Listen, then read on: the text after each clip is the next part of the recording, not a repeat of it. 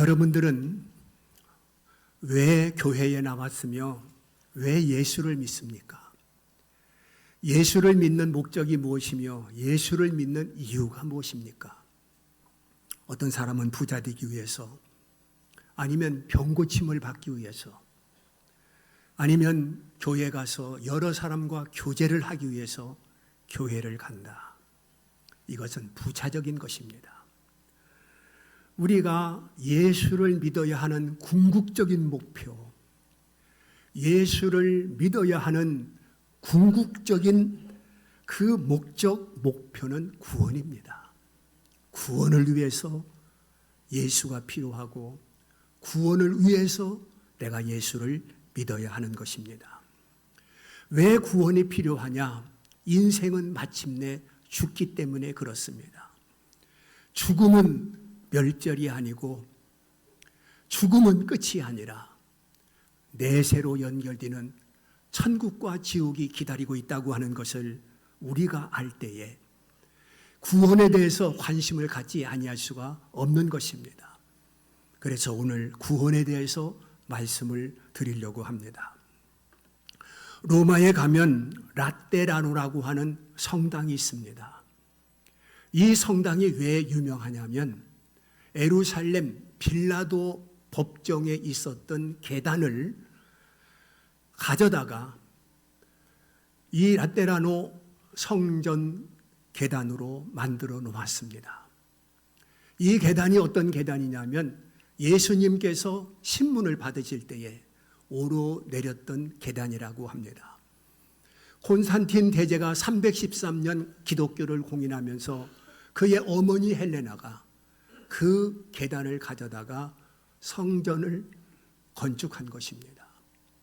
중요한 것은 그들이 말하는 대로 그 계단을 주기도문을 외우면서 무릎으로 28계단을 올라가면 연옥에 있었던 영혼이 천국으로 직행한다는 그러한 주장을 함으로 많은 사람들이 무릎으로 그 계단을 오르고 오릅니다. 제가 로마에 갔을 적에도 무릎으로 계단을 오르는 사람들을 보았습니다. 1510년도 말틴 루터가 자기 아버지의 영혼 구원을 위해서 그 계단을 오르게 되는데 중간 정도 오를 때에 로마서 1장 17절 말씀이 자기 가슴을 두드렸습니다. 이렇게 해서 구원을 받을 수가 있는가? 이것이 진정 구원의 방법이라는 말인가? 아니다. 로마서 1장 17절에 분명히 믿음을 말씀하고 있다. 그래서 루터는 중간에서 오르는 것을 포기하고 내려와 종교개혁의 단초가 되었던 것입니다. 바로 종교개혁을 통해서 비성경적인 행위 구원에서 믿음 구원을 내세우게 됐고 그것이 오늘의 개신교가 된 것입니다. 복음에는 하나님의 의가 나타나서 믿음으로 믿음에 이르게 하나니 기록된 바 오직 의인은 믿음으로 말미암아 살리라. 오늘 말씀입니다. 그 첫째, 복음에는 하나님의 의가 나타나서 그랬습니다. 하나님의 의가 무엇이냐? 하나님의 의는 예수를 믿어서 얻는 의를 말합니다. 이것을 복음이라 이렇게 말하는 것입니다. 하나님의 의의 반대는 율법의 의입니다. 그럼 율법의 의는 무엇이냐? 율법을 지킴으로 의인이 된다는 것입니다. 율법을 지킴으로 의를 얻는 것이 바로 율법의 의인 것입니다. 즉 선한 행위로 의롭게 된다고 생각했습니다. 의로운 행동을 통해서 의로운 행위를 통해서 의롭게 된다고 생각을 했습니다. 그래서 내가 율법을 잘 지키면 의를 얻는다. 그래서 그것을 자기의라고 말합니다. 로마서 10장 3절에 하나님의 의를 모르고 자기 의를 세우려고 힘쓴다. 이런 말씀을 하고 있는 것입니다.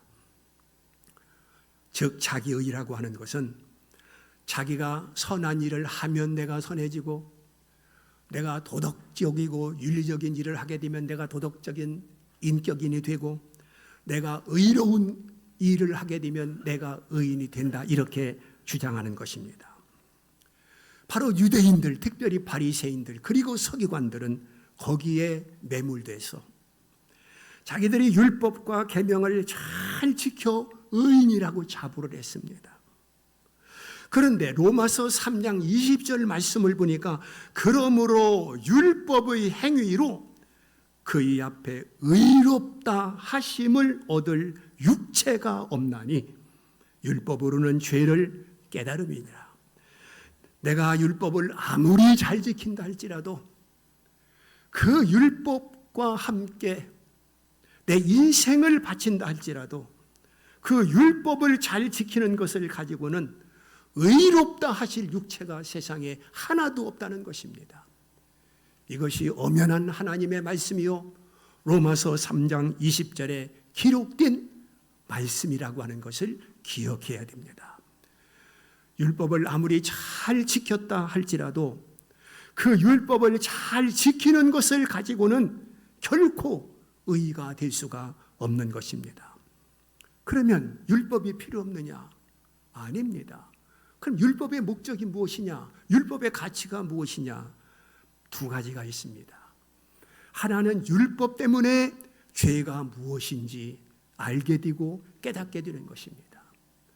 또 하나 예수를 믿는 사람들이 율법을 지킴으로 말미암아 하나님이 약속한 상급을 얻게 되는 것입니다. 바로 율법을 지킴으로 말미암아 우리가 하나님께서 약속한 상급이 우리에게 주어진다, 그런 말입니다. 율법을 잘 지킨다고 자부했던 유대인들에게 예수님께서 말씀하시기를 나는 율법을 폐하러 온 것이 아니라 율법을 완전케 하러 왔다라고 선언하시면서 예수님께서 완전한 율법이 무엇인가를 그들에게 설파하셨습니다. 10계명 중 7번째 계명이 간음하지 말라입니다. 예수님께서 말씀하시기를 여자를 보고 음욕을 품는 자마다 이미 간음했다는 것입니다. 계명 가운데 6계명이 무엇입니까? 살인하지 말라는 것입니다. 유대인들은 내가 사람을 죽이지 아니했기 때문에 나는 율법을 지켰고 나는 의인이라고 자처했습니다. 그러나 예수님께서는 화를 내는 것도 욕을 하는 것도 살인이라고 그랬습니다. 지옥불에 던져진다고 말씀하고 있습니다. 유대인들은 엄청난 충격을 받았습니다. 지금까지 자기들은 간음하지 아니하고 살인하지 아니했기 때문에 의인으로 자처했는데 예수님의 말씀을 들으니까 우리는 간음자고 우리는 살인자라는 것입니다. 바로 예수님께서 이렇게 말씀하신 결론은 무엇이냐 하면 그러므로 율법을 지켜서 구원을 받을 수 없고 율법을 지켜서 의롭게 될 수 없다고 하는 것을 주님께서 말씀하고 계시는 것입니다. 왜냐하면 세상 천하에 누구든지 간음 안 한 자가 없고 살인 안 한 자가 없기 때문에 그렇습니다. 그래서 갈라디아서 2장 16절 말씀을 보면 사람이 의롭게 되는 것은 분명히 말씀하고 있습니다. 사람이 의롭게 되는 것은 율법의 행위로 말미암음이 아니요 오직 예수 그리스도를 믿음으로 말미암는 줄 알므로 우리도 그리스도 예수를 믿나니 율법의 행위로서는 의롭다함을 얻을 육체가 없느니라. 이렇게 단정적으로 말씀하고 있습니다. 그러므로 율법의 의의는 존재하지 않는 것입니다. 그러면 하나님의 의의가 무엇이냐? 하나님의 의의가 무엇이냐? 두 번째 말씀을 드립니다. 로마서 3장 22절에 보게 되면 그 예수 그리스도를 믿음으로 말미암아 모든 믿는 자에게 미치는 하나님의 의인이 차별이 없느니라 그랬습니다.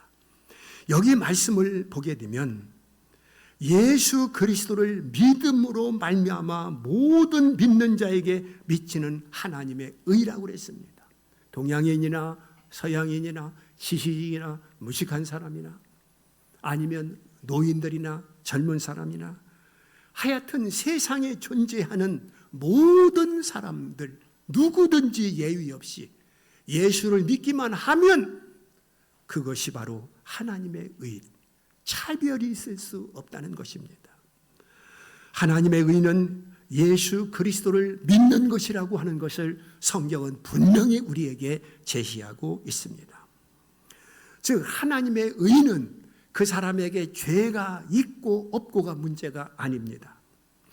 예수를 믿느냐 예수를 믿지 않느냐 이것으로 결정이 되는 것입니다.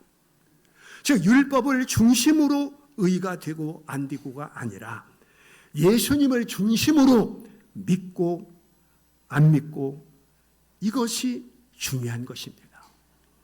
그러므로 예수를 믿는다 하는 것이 얼마나 대단하고 예수를 믿는다고 하는 것이 얼마나 중요한가를 우리에게 보여주고 있는 것입니다. 솔직히 말씀을 드려서 교회 밖에 있는 세상 사람들이나 교회 안에 있는 우리들이나 그 생활상을 들여다보면 그리고 그 사람들의 인격이나 우리들의 인격이나 비교해 본다고 한다면 우리의 나음이 무엇입니까? 오히려 못할 때도 있습니다.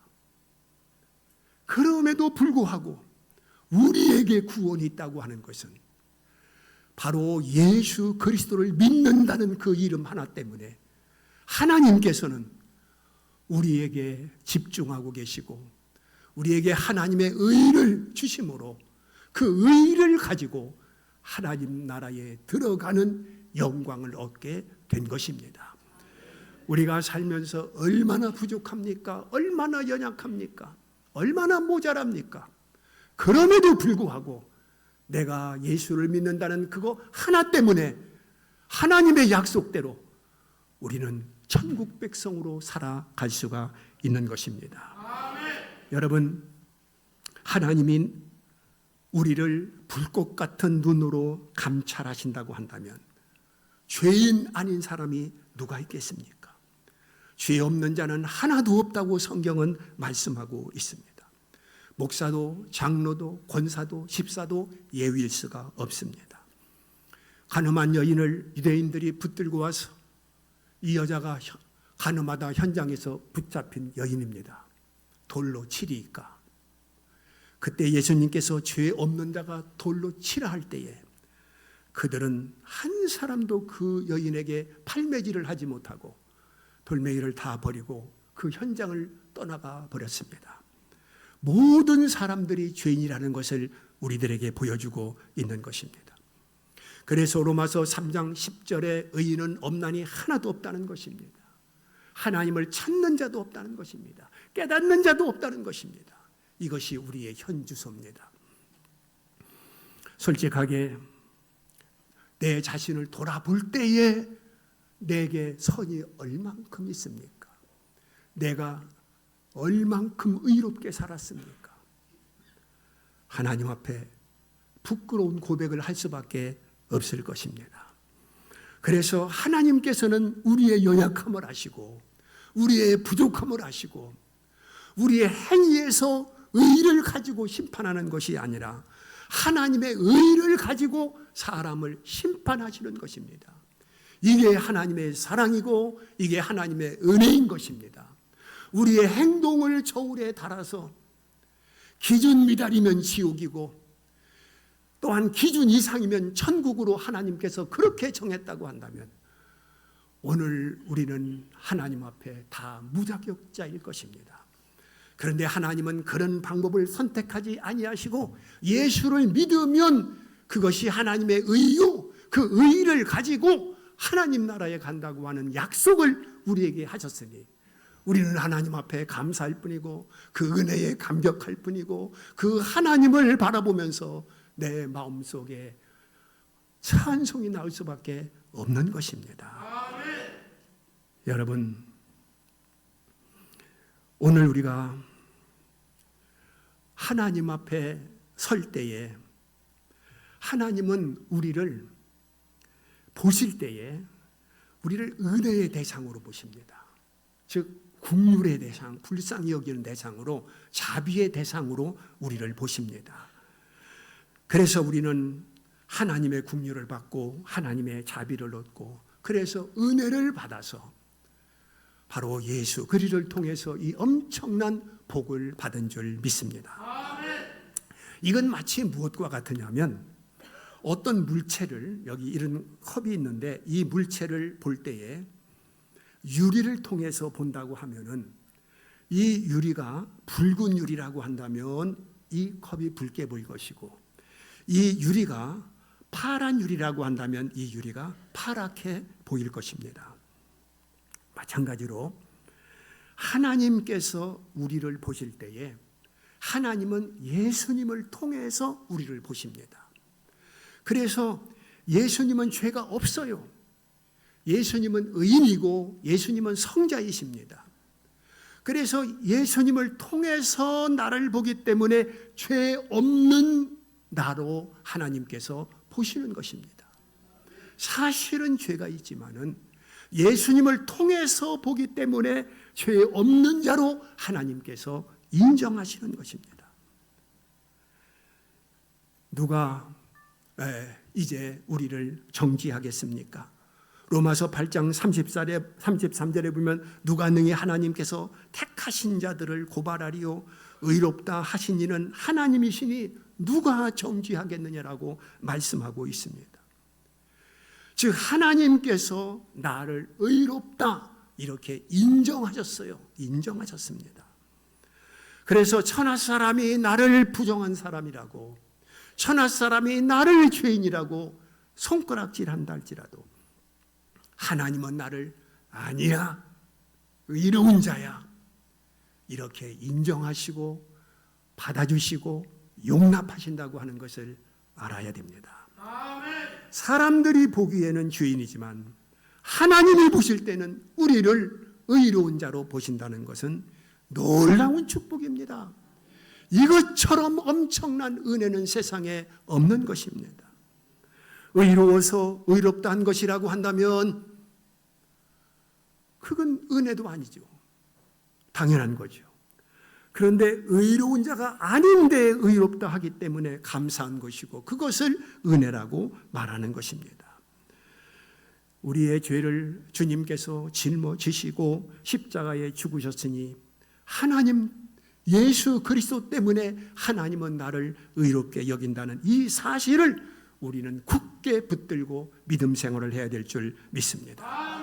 이것을 칭의라고 해요. 칭의. 조직신학적으로는 칭의, 의롭게 칭한다. 사실적으로는 의롭지 않은데 의롭게 칭하는 것이고, 사실적으로는 내가 의롭게 변화된 것이 아닌데 하나님께서 나를 법적으로 의인, 법적으로 의롭다, 그렇게 인정하는 것입니다. 이것을 우리는 구약의 유월절 사건을 통해서 쉽게 설명할 수 있습니다. 이스라엘 백성들이 430년 동안 애굽에서 모진 고난과 고통 속에 신음하고 있을 때에 하나님은 때가 되어 모세를 애굽으로 보냈습니다. 모세를 통해서 하나님께서는 재앙을 쏟아붓는데 10번째 재앙이 중요합니다. 10번째 재앙은 어떤 재앙이냐면 초태생을 죽이는 재앙입니다. 즉 맏아들 죽어야 하고, 또 처음 난 짐승도 죽어야 합니다. 자, 맏아들이 죽는다고 하는 것은 비극입니다. 가슴 아픈 일입니다. 정말로 슬픈 일이죠. 그런데 죽지 않는 방법을 하나님께서 제시했습니다. 그 방법이 무엇이냐? 어렵지 않아요. 양을 잡아서 그 피를 문설주의 임방에 칠하라. 그러면 내가 넘어가겠다, 넘는다. 그게 유월입니다. 즉 양의 피가 없느냐, 이 굉장히 중요한 것입니다. 즉 그 집 안에 똑똑하고 잘나고 죄 없고 도덕적이고 의롭고 윤리적이고 모든 사람들이 존경하는 사람이라 할지라도 양의 피가 없다면 그대로 맏아들이 죽어야 했습니다. 그러나 그 집안에 죄를 짓고 그저 난폭하게 살고 모든 사람들에게 손가락질을 당하며 산다 할지라도 양의 피가 있다고 한다면 여호와의 사자가 뛰어넘어갔습니다. 그러니까 죽고 사는 문제는 그 사람의 여하가 아니고 그 사람의 어떻게 죄를 지었느냐 안 지었느냐 그것이 아니라 양의 피가 있느냐 없느냐 그것으로 결정이 된 것입니다. 바로 예수님께서 세상에 오셨을 때 세례 요한은 이렇게 증가합니다. 요한복음 1장 29절에서 보라 세상 죄를 지고 가는 하나님의 어린 양이로다. 예수님께서 어린 양으로 오셨다고 하는 것은 바로 유월절 양으로 오셨다는 것이고 십자가 양으로 오셨다는 의미가 되겠습니다. 즉 예수님께서는 양으로 오셔서 십자가에서 우리를 대신하여 돌아가셨습니다. 여러분 구약에 양을 잡아서 제사를 드리는 의미가 무엇인지 아십니까? 양을 잡아서 하나님 앞에 제사를 드릴 때에 반드시 거쳐야 하는 절차가 있는데 그것은 안수입니다. 안수. 안수할 때는 제사장이 안수하는 것으로 착각하지만 아닙니다. 제사를 드리는 제주가 양의 머리에 손을 얹고 안수를 합니다. 이 안수는 어떤 안수냐면 나의 모든 죄를 양에게 뒤집어 씌우는 것입니다. 나의 온갖 죄를 양에게 전가시키는 것입니다. 그리고 그 죄 때문에 내가 죽어야 되는데 내 죄를 양이 다 짊어지고 양이 죽는 것입니다. 이게 바로 십자가 예수입니다. 우리의 죄를 짊어지시고 예수님께서 죽으신 것입니다. 그래서 우리를 살려 놓으신 것입니다. 그래서 이제 우리를 심판과 죽음에서 유월하게 된 나를 심판하지 않고 뛰어넘고 나를 죽이지 않고 뛰어넘는 이런 엄청난 은혜를 우리가 받게 된 것입니다. 그 다음에 7절 중반절에 보게 되면 믿음으로 믿음에 이르게 하나니 그랬습니다. 믿음으로 믿음에 이르게 하나니 굉장히 중요한 말씀입니다. 여기 믿음으로 한 것은 구원적인 믿음을 말합니다. 구원적인 믿음. 이 구원적인 믿음은 눈에 보이지 않습니다. 믿음이라고 하는 것은 모양도 없고 색깔도 없고 형체도 없고 냄새도 없습니다. 믿음은 보이지 않습니다. 그래서 이 믿음으로 한 이 믿음, 구원적인 믿음은 다른 사람들에게는 보이지 않지만 나는 알고 있습니다. 어떻게 할 수 있느냐? 예수가 구주로 믿어집니다. 성경이 하나님 말씀으로 믿어집니다. 또한 천국이 있다고 하는 것이 믿어집니다. 이것은 학습을 통해서 되는 것이 아닙니다. 이건 과학적인 증명이 있기 때문에 되는 것이 아닙니다. 어떤 논리적인 것으로 인해서 되는 것이 아닙니다. 성령 하나님께서 내 안에 오셔서 믿을 수 없는 사실을 믿게 만들었기 때문에 믿어지는 것입니다. 그러므로 이것을 우리는 은혜라고 말합니다. 은혜라고 말합니다. 여러분, 예수 그리스도가 우리의 구주이심을 믿습니까? 성경이 하나님 말씀이심을 믿습니까? 천국이 있다는 것을 믿으십니까? 여러분들은 구원받은 줄 믿습니다. 그것으로 구원받는 거예요. 그게 바로 믿음으로입니다. 믿음으로. 근데 믿음으로 끝나지 않고 믿음에 이르게 하나니 이렇게 말씀을 하고 있습니다. 믿음은 보이지 않지만 믿음에 이르게 함으로 믿음을 보여주라는 것입니다. 즉 예수를 믿어 구원을 받았으면 이제는 믿음에 이르게 하는 것이 굉장히 중요한데 믿음에 이르게 한다고 하는 것은 입으로 믿음을 시인하라고 그랬어요. 시인하라고 그랬어요. 행동으로 믿음을 시인해야 됩니다. 주관적인 믿음이 객관적인 믿음을 하라는 것입니다. 또한 마음속에 믿는 그 믿음이 이제는 실제적 행동으로 드러내라는 것입니다. 이것이 믿음에 이르게 하는 것입니다. 여러분, 우리는 지금 성화의 과정 속에 있습니다. 성화. 성자가 아니라 성화입니다. 세상의 성자는 예수님 한 분뿐입니다. 바울도 성자가 아닙니다. 자, 예수님의 십자가는 우리의 과거의 죄와 우리의 현재의 죄와 우리의 미래의 죄를 용서했습니다. 그렇다고 한다면 회개가 필요 없지 않습니까? 그러나 회개가 필요한 것은 성화의 과정을 위해서 회개가 필요한 것입니다. 우리는 계속해서 죽을 때까지 성화의 과정 속에 있는 것입니다. 성경에 보게 되면 이제 천국에는 장가도 안 가고 시집도 안 가고 천사처럼 된다고 했습니다. 바로 천국에 들어갈 때 성화가 성자가 되는 것이고 천사가 되는 것입니다.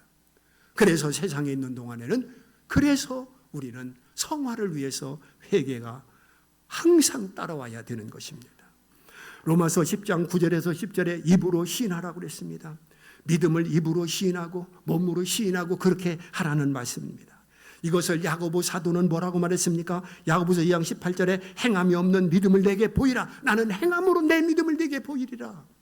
여러분, 믿음은 보이지 않습니다. 형체, 색깔 없다고 그랬어요. 그건 행함으로 나는 믿음을 보이겠다. 그것이 중요한 것입니다. 믿음은 눈에 보이지 않지만 행위를 통해서 보여진다, 그런 말입니다. 예수님께서 제자들에게 하시는 말씀이 이 믿음이 적은 자들아. 그리고 예수님께서 가나안 여자를 향해서 이스라엘 중에 이만한 믿음을 내가 본 적이 없다. 믿음의 경중을 말씀했습니다. 오늘 우리 교회에 어느 권사님이 참 믿음이 좋다고 한다면 그 권사님 마음속에 들어가서 믿음을 보고 온 것이 아니라 그 권사님의 믿음적인 행동을 통해서 기도하는 것을 보니까, 하나님을 섬기는 것을 보니까, 목사님을 섬기는 것을 보니까 정말로 저 권사님 믿음이 참 좋다. 그렇게 평가를 하는 것입니다. 그 행위를 보고 믿음을 보게 되는 것입니다. 그래서 교회 생활이라고 하는 것은 결국 믿음에 이르게 하는 생활이라고 하는 것을 우리는 알게 되는 것입니다. 성도들이 하나의 나무라고 한다면 믿음으로는 뿌리입니다. 믿음에 이르게는 하나의 열매라고 볼 수가 있습니다. 뿌리가 있기 때문에 생명이고 뿌리가 있기 때문에 열매가 있는 것이 아니겠습니까? 그러나 만약에 뿌리만 있다고 한다면 생명은 존재합니다. 그러나 열매가 있어야 할 나무가 열매가 없다고 한다면 나무의 가치는 없는 것입니다. 마태복음 7장 20절, 마태복음 7장 20절에 그러므로 그들의 열매로 그들을 안다라고 말씀하고 있습니다. 열매를 통해서 그 사람을 알 수 있다는 것입니다. 열매로 그 사람의 믿음이 얼만큼인지, 그 사람이 어떤 믿음을 가지고 있는지, 그 열매를 통해서 그 사람이 정말로 이단에 속했는지 아니면 정통 교회에 속했는지 그 열매를 보고 알 수 있는 거예요. 열매를 보고. 그래서 야고보서 이제 마가복음 11장 13절에서 보게 되면 예수님께서 어느 날 시장하셨을 때입니다. 길을 지나가다가 잎사귀가 무성한 무화과나무를 보았어요. 열매를 구했지만 열매가 없었습니다. 그때에 예수님께서는 그 나무를 말라지게 했습니다. 즉 열매 없는 무화과 나무는 존재 이유가 없다는 겁니다. 사람들이 원하는 것은 잎사귀가 아니라 열매라는 것입니다. 주님이 원하는 것도 잎사귀가 아니라 열매라는 것입니다. 그래 말라버리게 했어요. 존재 이유가 없다는 것입니다. 누가복음 13장 6절에서 9절까지 보게 되면 이제 나무를 심고 3년 동안을 기다렸어요. 그런데 열매가 없어요. 찍어버려라. 열매가 없을 때에 존재 가치가 없다는 것입니다. 그러므로 우리는 구원받았습니다. 지금 죽어도 천국에 갑니다. 그러나 교회 생활을 통해서 열매를 맺어야 되는 것입니다. 그래서 갈라디아서 5장 22절에도 성령의 9가지 열매를 우리에게 소개하고 있는 것입니다. 마지막으로 오직 의인은 믿음으로 말미암아 살리라, 이렇게 결론을 내고 있습니다. 오직 의인은 믿음으로 말미암아 살리라. 믿음으로 구원받은 성도들이 이제는 믿음으로 살아야 된다는 거예요. 믿음으로 살자. 구원받은 성도답게 살자. 목사답게 살자. 장로답게 살자. 그런 뜻입니다. 너희가 믿음으로 구원받았느냐? 그러면 이제는 믿음으로 살아라.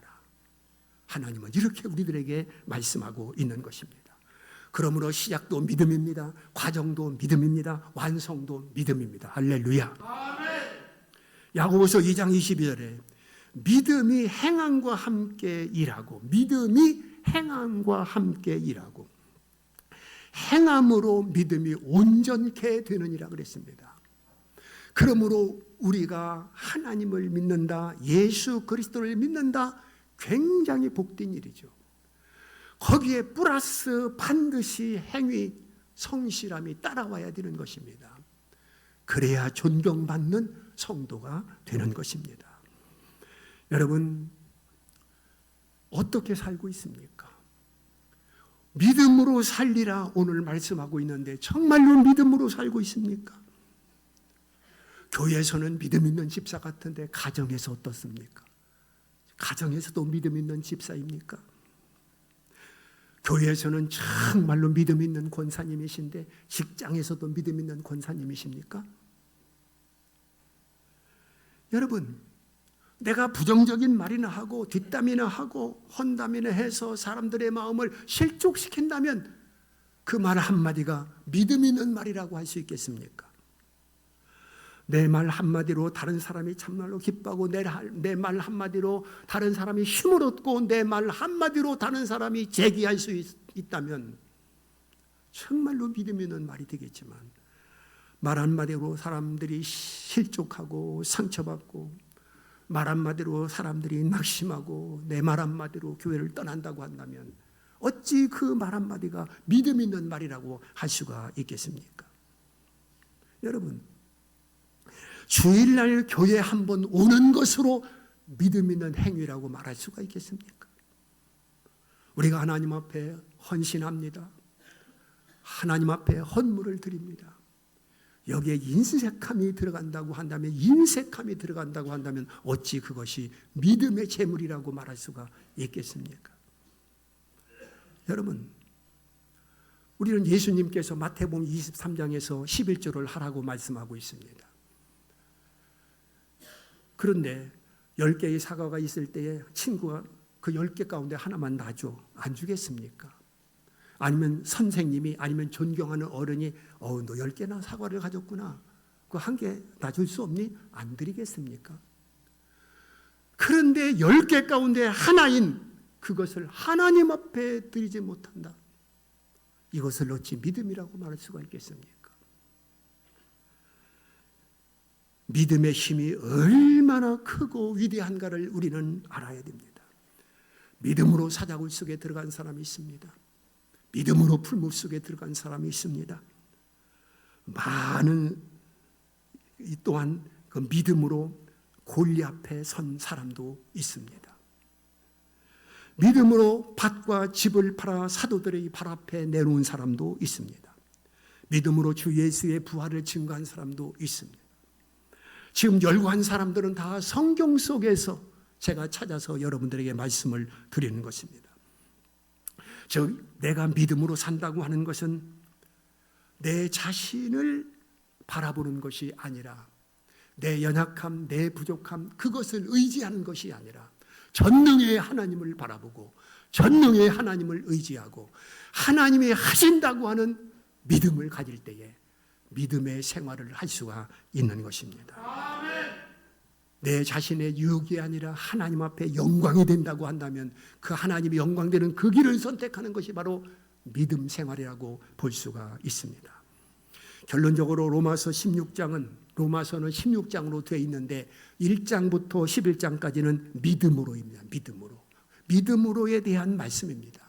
그리고 12장부터 16장까지는 믿음에 이르게에 대한 말씀, 믿음에 이르게, 그렇게 구성이 되어 있습니다. 그래서 믿음으로 말미암아 살리라, 총 결론을 우리에게 주고 있습니다. 믿음으로 사는 게 왜 중요하냐?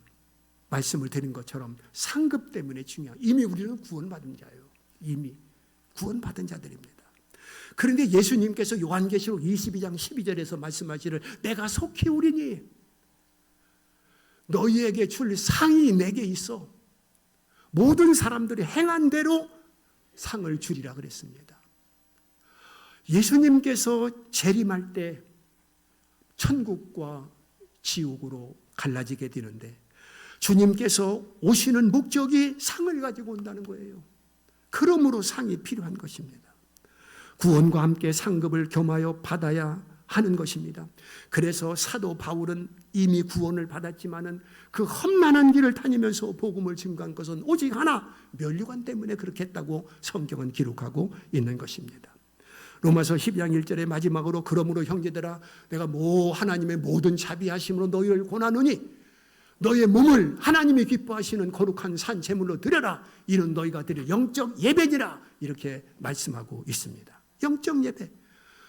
네 몸을 하나님이 기뻐하시는 산 제물로 드려. 그게 바로 영적인 예배라는 거예요. 우리는 공간적인 예배, 시간적인 예배 굉장히 중요합니다. 그러나 하나님은 그것보다 영적인 예배를 원하고 있습니다. 영적인 예배는 공간을 초월한 예배입니다. 어디서든 내가 제물이 되는 것입니다. 너의 몸을 하나님이 기뻐하시는 거룩한 산 제물로 드리라고 그랬어요. 어디서든지 내가 제물이 되는 것입니다. 제물은 죽는 것입니다. 제물은 희생하는 것입니다. 제물은 피를 내는 것입니다. 그래서 우리는 관계 속에서 내가 지고 내가 양보하고 내가 참고 내가 죽고 내가 희생하고 그러면 그 자리가 영적인 예배가 되는 것입니다.